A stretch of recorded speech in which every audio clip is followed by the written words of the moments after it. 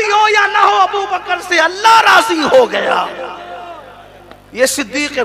तो सिद्दीक अकबर ने बिलाल को आजाद कराया, उनकी अम्मी को आजाद कराया। उसके बाद फिर बिलाल हबशी को और उनकी अम्मी को नहीं, बल्कि फिर सिद्दीक अकबर ने हजरते आमिर इब्ने फुहैरा को भी खरीद कर आजाद कराया। फिर इसी पर नहीं, बल्कि हजरते हमना को भी सिद्दीक अकबर ने खरीद कर आजाद कराया। हजरते लुबैना को भी खरीद कर आजाद कराया। हजरते ज़िनजरा को भी खरीद कर आजाद कराया। ये लुबैना कौन है पता है? ये लुबैना कौन? फारूक आजम के खानदान की कनीज थी। सैयदना फारूक आजम उसको मारते थे। छोड़ दे मोहम्मद अरबी। हाय हाय, क्या हालात थे फारूक आजम रज़ी अल्लाह तआला हैं। फारूक आजम जैसे लोग छोड़ दे मोहम्मद अरबी को, कुर्बान जाएं। वो मार खाती थी, और बल्कि फारूक आजम जैसा बहादुर मारते मारते थक जाए। वो कहती थी मैं नहीं छोड़ने वाली। बल्कि एक दिन ऐसा हुआ कि इतना मारा गया उनको, आंखों की बीनाई चली। मारते मारते, मार खाते खाते बीनाई चली गई। सोचे तो सही जरा, आज लोग कहते हैं हम मक्की दौर में हैं, हम मक्की दौर। मैं कहता हूँ मक्की दौर आपको पता ही क्या है, काय का मक्का है। हुजूर पे ईमान लाने पर इतना मारा गया कि अंधी आंखें हो गई, इतनी मारपीट हुई। खानदान के लोगों ने मिल के मारा एक कनीज को। अल्लाह अकबर वल्लाह अस्तगफिरुल्लाह। आप इस तरफ न जाएं कि मैं फारूक आजम की बुराई करने बैठ गया। अल्लाह अकबर, हम तो सहाबा का दिफा करते हैं जो अभी मैं कर रहा हूँ। अलबत्ता यह है कि इस्लाम से पहले के जो मामलात और जो खताएं हैं, इस्लाम लाने के बाद जब कुफ्र माफ हो जाता है, शिर्क माफ हो जाता है, तो कनीजों को मारना भी माफ हो जाता है। इस्लाम तो है ही वो चीज। लेकिन सिर्फ बताना ये चाहता हूँ कि कितना जुल्म किया मक्के वालों ने मुसलमानों पर। लोग कहते हैं मक्की दौर में, हम क्या मक्की दौर में मेरे अजीज, वहां तो ईमान लाने पर इतना मारा जाता था कि आज हमें कोई मारता है फिर भी हमने मस्जिदों को वीरान कर रखा है। क्या आज हमें कोई मारता है फिर भी हमने दाढ़ियां मुंडा के गटरों में फेंक रखी है। क्या आज भी हमें कोई दीन के नाम पे मारता है? कोई नहीं मारता। बल्कि आज भी मेरे मुल्क हिंदुस्तान के हालात ये है कि अगर एयरपोर्ट पर कोई बंदा नमाज के लिए खड़ा हो जाए तो हमारे मुल्क का हिंदू भाई हमारा वहां खड़े होकर लोगों को कहता है ये नमाज पढ़ा, इसके आगे से मत जाना। आज नमाज पढ़ने वाले का एहतराम गैर मुस्लिम लोग भी कर रहे हैं, फिर भी मुसलमान नमाज पढ़ने के लिए तैयार नहीं है। आप जानते हैं, दाढ़ी देखकर, टोपी देखकर, अमामा देखकर इस मुल्क के गैर मुस्लिम लोग भी जो है उसको गाली नहीं देते। उसको तो दूर की बात, उसके सामने गाली नहीं देते। ये अदब किया जाता है। लेकिन फिर भी लोग दीन के करीब आने के लिए तैयार नहीं है। यहाँ माज़अल्लाह किसी की तारीफ मकसूद नहीं है, अपना एहतिसाब। मुसलमानों सोचो, वहां दीन के नाम पर जो दीन कबूल करते थे इतना मारा पीटा जाता था। बहरहाल अर्ज कर रहा था, फिर उस कनीज की आंखें चली गई तो ताना दिया अबू जहल ने, देखा हमारे लातो हुबुल ने तेरी आंखें छीन ली, तू अंधी हो गई। अगर तू हक पर होती तो तेरी आंखें क्यों जाती? और अंधी अगर तू हक पर होती तो तेरी आंखें क्यों जाती? तो उस कनीज ने कहा वल्लाह अगर तेरे लातो हुबुल में इतनी ताकत है कि वो मेरी आंखें छीन सके, उनको तो इतना भी होश नहीं है कि उनकी इबादत कौन करता है, उनके आगे हाथ जोड़ के कौन खड़े रहता है। तुम्हारे बुतों को तो उतना भी नहीं पता, वो क्या मेरी आंखें छीनेंगे। और रही बात हक को बातिल की, तो शाम हो रही है, देखना सुबह से पहले मेरा अल्लाह मेरी आंखों को वापस कर देगा। और सुबह हुई और अल्लाह ने उनकी आंखों को वापस कर दिया। नारे तकबीर, नारे रिसालत, नारे हैदरी और सैयदना सिद्दीक अकबर। सिद्दीक अकबर ने ज़िनजरा को भी खरीदा, सिद्दीक अकबर ने लुबैना को भी खरीदा।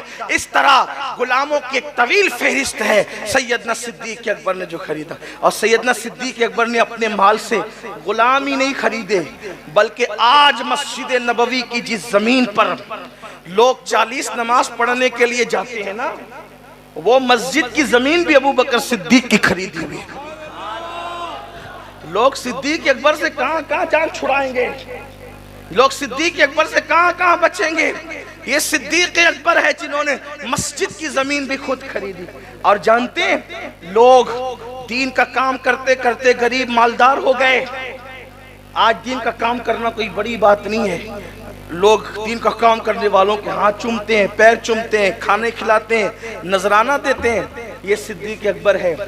उन्होंने दीन के नाम पे कमाया नहीं, दीन के नाम पे उन्होंने खर्चा किया। ये आज दीन का काम करना अलग बात है, कल उस दौर में दीन की खिदमत। आप जानते हैं सिद्दीक अकबर, जब अल्लाह के रसूल अलैहि सलाम सिद्दीक अकबर के घर आए, जब सिद्दीक अकबर सैयदना सिद्दीक अकबर के घर आए हुजूर, ये भी ध्यान रखिए, शबे मेराज, माफ कीजिएगा, शबे हिजरत, हिजरत की शब सिद्दीक अकबर के घर हुजूर तशरीफ लाए। उनको साथ में ले जाना था, साथ में ले जाना था। जानते हैं सिद्दीक अकबर पहले से तैयारी करके बैठे हुए थे। सिद्दीक अकबर पहले से तैयारी करके बैठे हुए थे, क्योंकि हिजरत की शब थी। और अपनी बेटी, अब जरा थोड़ा सा ध्यान दें, सिद्दीक अकबर की कुर्बानियों पर, माली कुर्बानियों पर दुरूद शरीफ पढ़िए।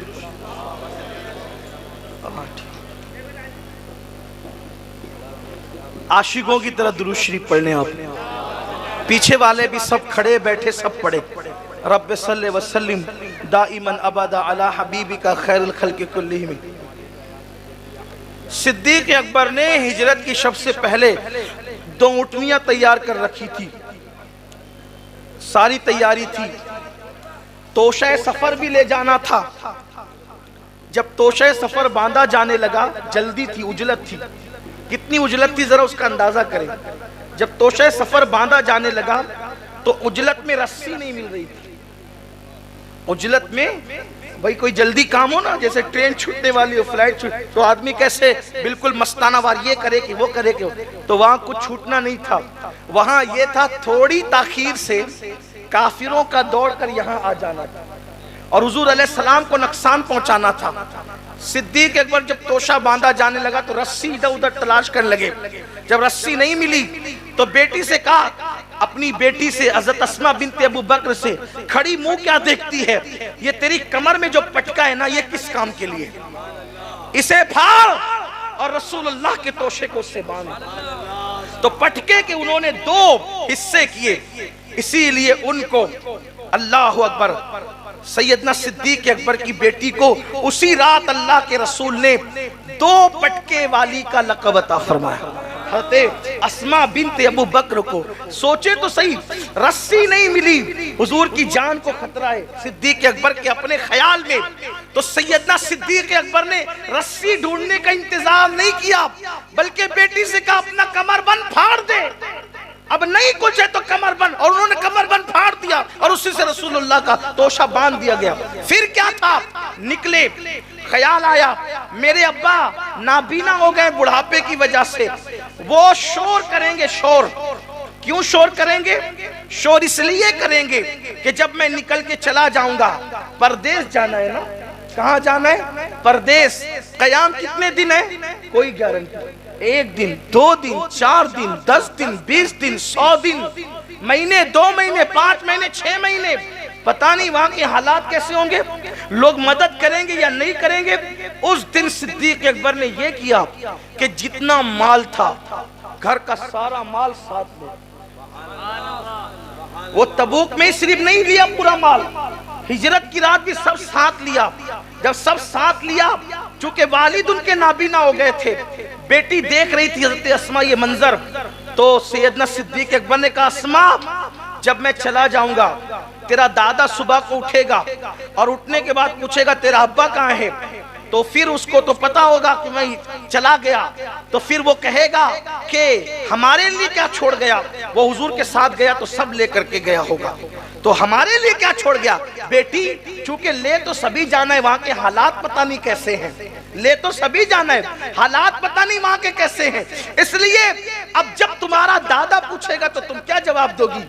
रस्मा ने कहा क्या जवाब दूंगी? तो कहा कि थैली में कंकर भर लेना, उसको बांध देना, और कहना कि ये छोड़ के गया, ये नहीं कि ये पैसे छोड़ के, नहीं, ये छोड़ के गया। चूंकि नाबीना है वो टोएगा। मेरा तेरा दादा अभी मुसलमान नहीं हुए थे, वो टोएगा, छुएगा तो वो ठेकरियों को छू के लगेगा कि दिरहम बंधे हुए हैं, चुप हो जाएगा, शोर नहीं करेगा। लेके सब गए और कहा कि ठेकरियां बांध लेना। अस्मा कहती है मैंने बांध लिया। हज़रत अस्मा कहती मैंने बांध लिया। अल्लाह अकबर, मैंने बांध लिया। मैंने नारे तकबीर, नारे रिसालत, नारे हैदरी, और सैयदना सिद्दीक अकबर सैयद महबूब साहब किबला। मैंने बांध लिया, ये बात है, मैंने बांध लिया। इसलिए कि बात ये थी कि क्या छोड़ गया, तो ये था कि भाई ये छोड़ गया। अब वो थी सिद्दीका। कौन थी? सिद्दीका। दरअसल बात ये है कि जो वाक़े के ऐन मुताबिक गुफ्तगू करे उसको कहते हैं सादिक। जो वाक़े के ऐन मुताबिक गुफ्तगू करे उसको क्या कहते हैं? सादिक। जैसे महबूब बापू तशरीफ लाए, ये है खबर सच्ची वाक़े के मुताबिक, और ये कह बात कहने वाला है सादिक। ठीक है, जो बात को वाक़े के मुताबिक कहे उसको कहते हैं सादिक, सच्चा। और जिसके कहने के मुताबिक वाक़या बन जाए उसको कहते हैं सिद्दीक। जो वाक़े के मुताबिक गुफ्तगू करे सादिक, और जिसके कहने के मुताबिक वाक़या बन जाए उसको कहते हैं सिद्दीक। जो कह दे वो हो जाए उसको कहते हैं सिद्दीक। और अस्मा थी सिद्दीका। जब वो ठेकड़ियां बांध दिया, दादा के आगे रख दिया, तो कहा कि तेरा बाबा मोहम्मद अरबी के साथ चला गया। हाँ चला गया, हमारे लिए क्या छोड़ गया? रस्सियों से बांधकर थैली आगे कर दी, ये छोड़ गया। टोते टोते बड़े मियाँ की जबान से निकला, इसमें क्या है? ये गुमान नहीं था, गुमान तो ये था, इसी पर किस्सा तमाम हो जाएगा। आगे की बात किसे पता? और अगर पता भी तो तवज्जो कुदरत ने नहीं दिलाई, इसलिए कि कुछ और बताना मकसूद था। पूछा इसमें क्या है? अब चूंकि सिद्दीक की सिद्दीका थी, क्योंकि बाप का असर घर में बच्चों पे पड़ता है। बाप शराबी होगा तो बच्चे कम से कम सिगरेट तो पिएंगे, शराब ना पिए तो। बाप झूठा होगा 10 बातें, 2 तो कम से कम बच्चे झूठ बोलेंगे। इसलिए कि बाप का असर बच्चों पे पड़ता है। वो सिद्दीक का घर था, सिद्दीक का घर, जहां सिद्दीक बाप था और बेटियां सिद्दीका थी। अल्लाह अकबर, अल्लाह अल्लाह सोच में पड़ गई, क्या कहूं? अगर कहती हूं कि पत्थर है शोर करेगा, हिजरत का राज खुल जाएगा। अगर कहती हूं कि पैसे हैं तो झूठ हो जाएगा। लेकिन सिद्दीका ने सोचा चलो कम से कम हिजरत का राज बचाने के लिए पैसे बोल दो, कम से कम जाने बच जाएगी। का इसमें दिरहम है? सिद्दीका अस्मा कहती है मेरा दिरहम कहना था, खुदा ने यूं लाज रखी कि उसे दिरहम में तब्दील फरमा। नारे तकबीर, नारे रिसालत, नारे हैदरी, और सैयदना सिद्दीक अकबर। जिसकी बेटी की जबान की लाज कुदरत इतनी रखती हो, उस अबू बकर की जबान की लाज कितनी रखी जाती हो।